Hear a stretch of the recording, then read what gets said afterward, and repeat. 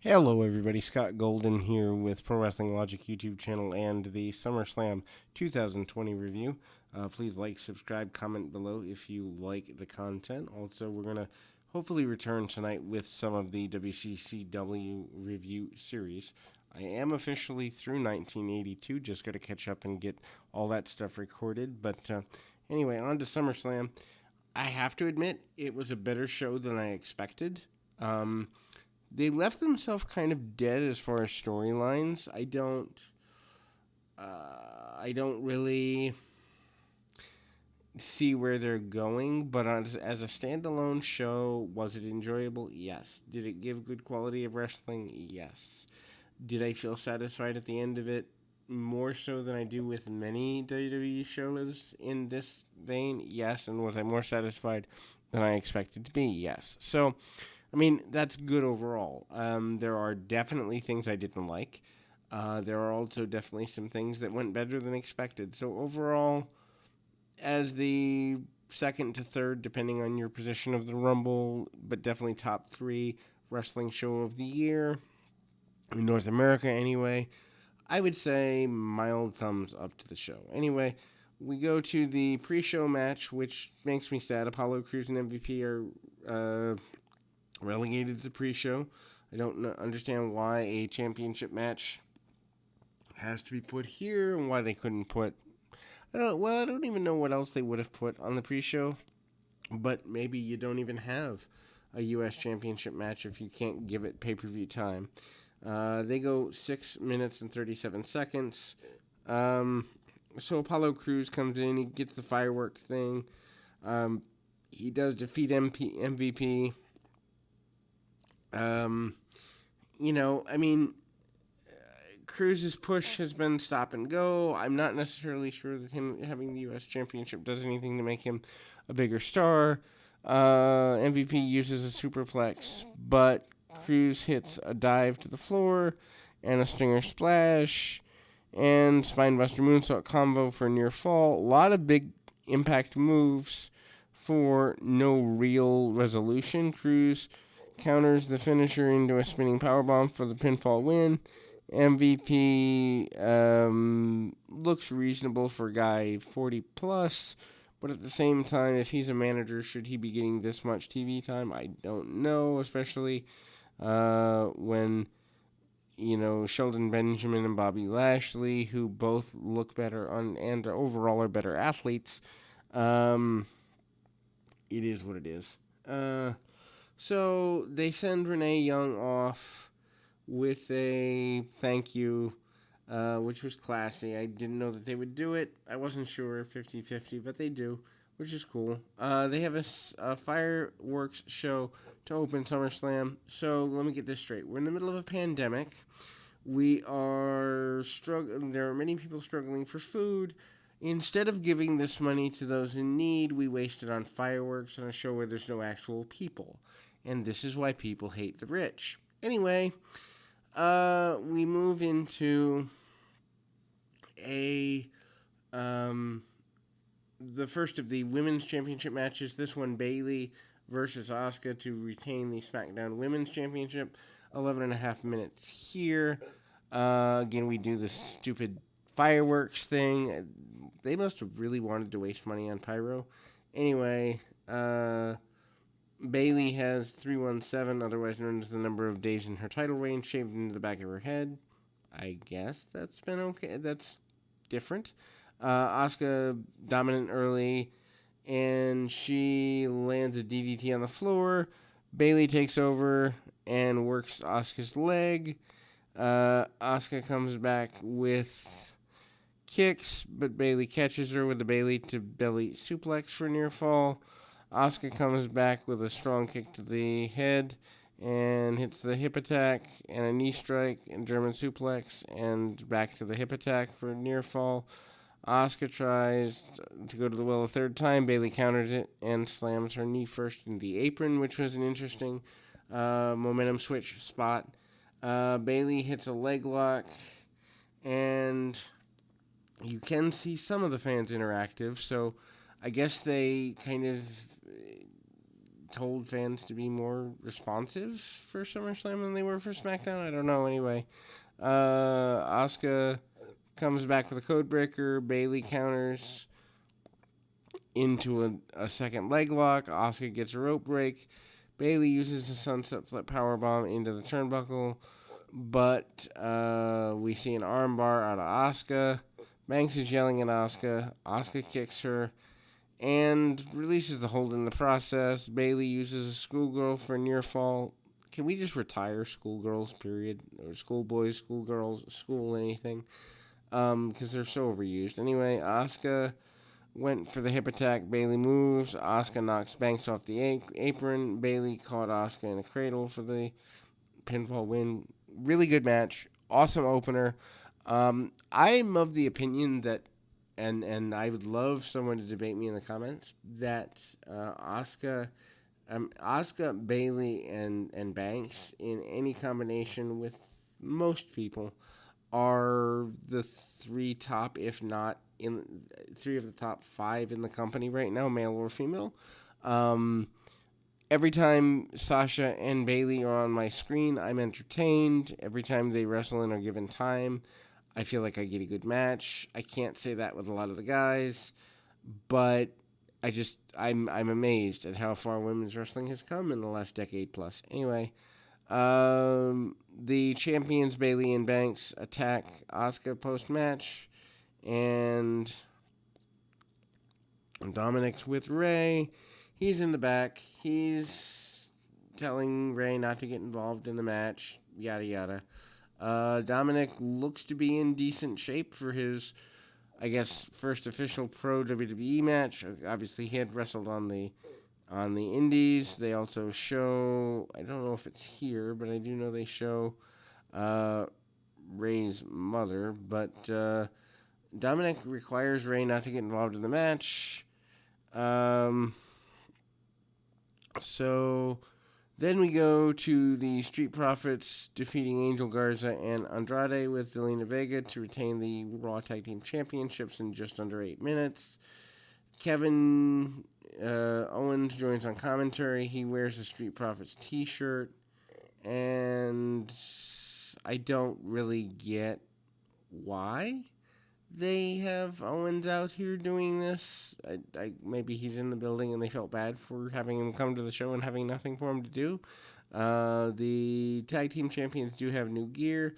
This is the first time that I actually saw a Street Profits match and walked away going, they have more talent than I give them credit for. This was a decent match, made by the heels, made to look good by the heels. But anyway, Montez Ford tries to dive, and they slam him to take over. Garza ripped his pants off and tosses them at Ford. And then, I mean, the pants thing is just kind of interesting. Anyway, Dawkins hot tags, goes nuts. Andrade comes in, nails him with a back elbow. Dawkins comes back, hits a spear. They tag their partners. Then Vega argues with the referee, and Ford knocks her off the apron by mistake. Andrade checks on her. Dawkins gives Garza a spine buster, and Ford hits a frog splash for the win. I mean, that was a really cool frog splash, and the match was better than I expected from these four. It's not like the most awesome match I've ever seen or anything, but it was definitely better than it had any right to be. Kevin Owens, I guess, does what he came out here to do. That's to say that he's invited Aleister Black, easy for me to say, to be on his show on Raw tomorrow. Caleb Braxton's in the back. She's trying to stir up issues between Bayley and Banks. Yeah, it was hokey. No disqualification, loser leaves town match. Mandy Rose defeats Sonya Deville in just over 10 minutes. This makes me very sad because real life incidents take one of the best acts on SmackDown. Even though I don't like the storyline, I see a lot of potential in Sonya Deville, but the real life stalker situation and having a stalker myself to the point where I don't use my legal name online, I completely and totally I get it. And stalkers can ruin your life, and it's horrible that that happened to anyone, but especially a talented person who now has to probably look at another way to make money, I would imagine. I don't know what that's going to look like for her. I don't know if she's coming back or whatever. And yes, that means Mandy Rose wins the match here. Match goes to the outside. And Rose suplexes Deville onto the edge of the ramp. Rose is in control, hits a nice looking flying clothesline off the announcer's table. Rose sets up a table, but Deville grabs a chair, hits her in the midsection with it. Deville follows up with kicks to the chest, sliding knee for near fall, and then Rose does something very similar.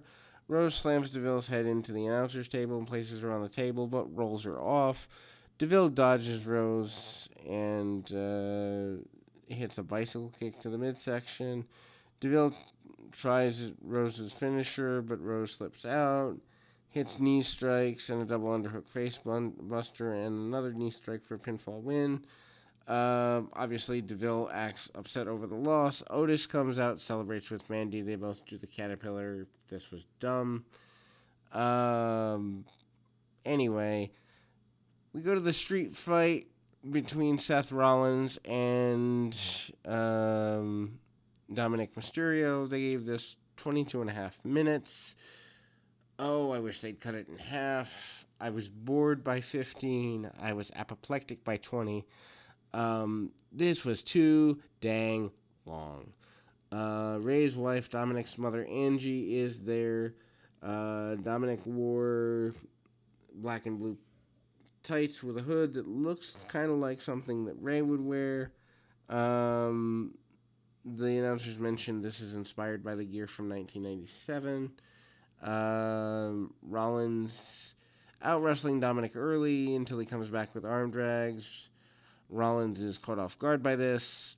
Suckers him in. They do some chain wrestling. Rollins gets the better of that. Rollins grabs a kendo stick. Dominic drops him. Rollins gets the stick out of the way and cuts off a comeback attempt here. Rollins tries a curve stomp, doesn't get what he wants out of it. Dominic counters and drops him onto the chair. Rollins goes for a buckle bomb, but Dominic uses a leg scissors and takedowns, followed by a DDT. This is fine, but again, does a guy who's having his first match know how to do all this stuff? Even if he's got a famous father, even if he's been training in wrestling, does he know how to do this against a former multi-time champion who's carried the company for years? I don't think so. Anyway, Dominic grabs the kendo stick, starts wailing on Rollins.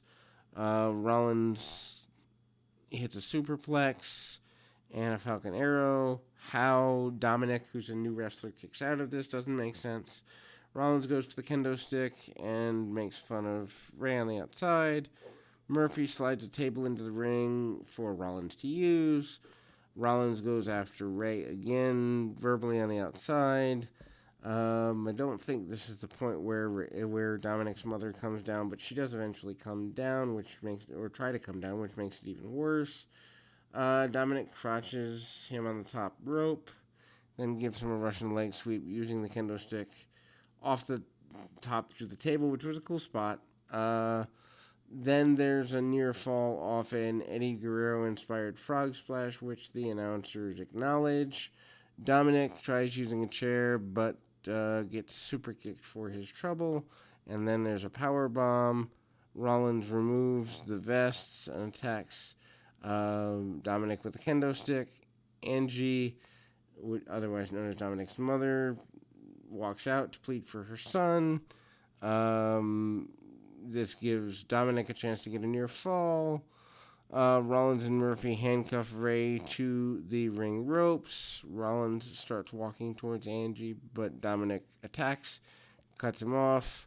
Murphy gets involved. This is bad for Dominic. Dominic follows up with a 619, and Rollins grabs gets his knees up after a second frog splash attempt. And then Rollins makes fun of Ray. Hits the curve stomp for the win. Ray's emotional post match. Okay, so here's the deal. Dominic did extremely well. Did actually too well for a guy in his first pro match, according to most of the world. Seth Rollins, who's carried the company for the last 5 years, 6 years, whatever, couldn't handle a guy who's in his first pro match ostensibly. This makes no freaking sense. This should have been 10 minutes maximum. If you're going to give Dominic some hope spots, you do that in the midpoint. And then maybe you give him one right at the end and he gets stomped out. This should not have gone 20 minutes. This should not have been the spectacle it was. And it's an insult to all the talent, male and female, who pay for years and years and years to be at this type of stage, and then they get upstaged by a guy who, yes, has a family pedigree and is going to be good someday, but he should not be getting a match on the second or third biggest show of the year in the United States just off of some angle. Anyway, Asuka defeating Sasha Banks for the Raw Women's Championship. Banks goes after Asuka's leg, which was hurt from the earlier match. Asuka fights back and is not impressed with this. Banks dodges a kick, and Asuka kicks the ring post by mistake. Banks nails a powerbomb off the apron to the outside. That looked super painful. Banks uses a running kick to the head and gets a near fall. Asuka uses an electric chair and uses a knee bar. Banks fights back. Asuka follows with a DDT off the top turnbuckle for a near fall. Then a missile drop kick follows up for a second near fall, really in quick succession. Banks uses a double knee strike for near fall, misses a frog splash, and Bayley is cheering her on the outside. Asuka catches her in the Asuka lock. Banks reverses it into her crossface. Asuka reverses that into the Asuka lock again. Banks slips out of that. Banks is really becoming an awesome counter wrestler if you just look at where she was versus where she is. Banks goes into the Asuka lock for a third time, gets the submission victory. The announcers play up that Bayley didn't want to help her. Maybe they're pulling the trigger on this. Who knows? Anyway, Drew McIntyre, Randy Orton, 20 and a half minutes. Shawn Michaels endorses a Claymore kick for Orton for his trouble. This was not what I wanted it to be. I don't know what I expected, but this wasn't it.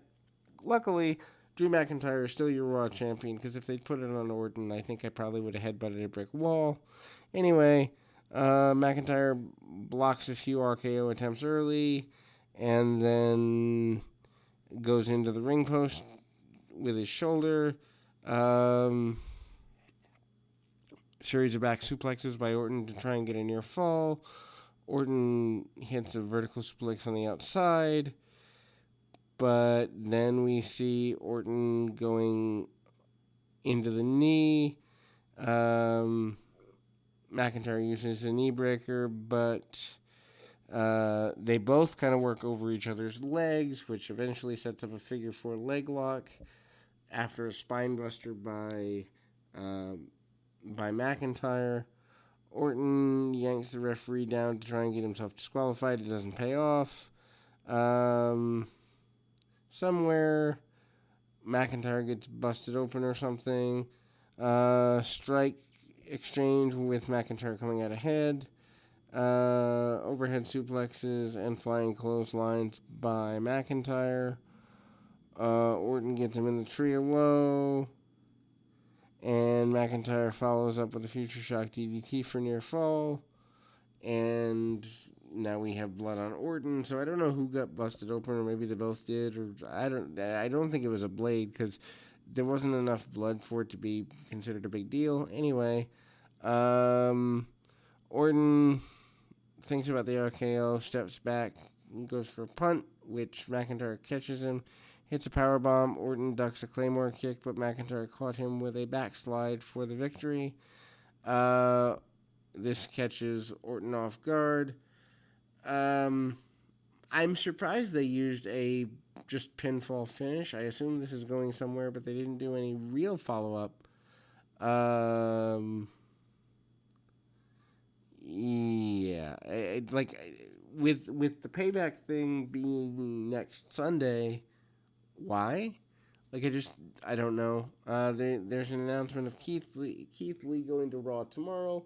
Please, please, please, Keith Lee and Drew McIntyre somewhere down the road. Maybe like Royal Rumble or WrestleMania. That would be awesome. Anyhow, so Falls Count Anywhere match to close the show. So let me get this straight. The best thing you have on your show is 2 gimmicks. Anyway, Bray Wyatt walks away your Universal Champion, defeating Braun Strowman in just under 12 minutes. Michael Cole tells us to run away if we have an empty stomach. The Devils are out. Wyatt goes and uses a Uranage early. Wyatt goes with a toolbox. Strowman comes back and sends him to the barricade. Wyatt gets up quickly, and there's a choke slam on the edge of the announcer's table, which looked brutal. Ouch. And then slams him into the steps. Strowman uses a power slam for near fall. They fight up the ramp. Wyatt uses Sister Abigail for a near fall in the back somewhere. Wyatt fights out toward the ring. Strowman has a patch of blood on his head. So we've got blood in back-to-back matches in the PG era. Isn't that awesome? Strowman blocks a mandible claw. And Strowman hits a running power slam for near fall. Strowman grabs a box cutter from the toolbox. Cuts the ring mat open, revealing the wood. Wyatt gave him a Uranage on the wood, following 2 Sister Abigails for a pinfall win. Wyatt has the title. Anticlimactic finish. Then we see Roman Reigns return. Worst thing ever. I get that he was going to come back sometime. I don't think it needs to be here because we don't need Braun versus Roman, and we don't need Bray versus Roman. I'd settle for McIntyre versus Roman, maybe Keith Lee versus Roman, something new. But if they give me stuff I've already seen from Roman, I don't care. Anyway, Roman Reigns attacks Strowman with several chair shots, and he lays out Bray Wyatt as well, making fun that he's the guy around here. He said that Bray's just a freak in a mask. He said the title was his, and he holds it high to close the show. Please, please, please, and I know they're going to do it anyway, but we don't need the 37th attempt to try to make Roman Reigns the guy. No one cares. No one cared in 2017. No one cared in 2018. No one cares in 2020. Anyway, that is the close of our show. Till next time, keep your feet on the ground, your mind in the moment.